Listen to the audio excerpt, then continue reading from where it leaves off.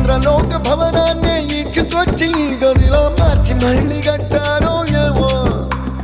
మాయజాలము తెలుసు మంత్రగారడి తెలుసు రెంటి కన్న ఇది ఇంకోటేమో నీలాకాశం నేలాకొస్తే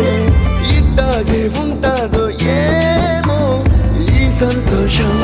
దాచాలంటే హృదయాలు ఓ వంద కావాలేమో ఇంతందంగా ఉంటుందా ఈ లోకం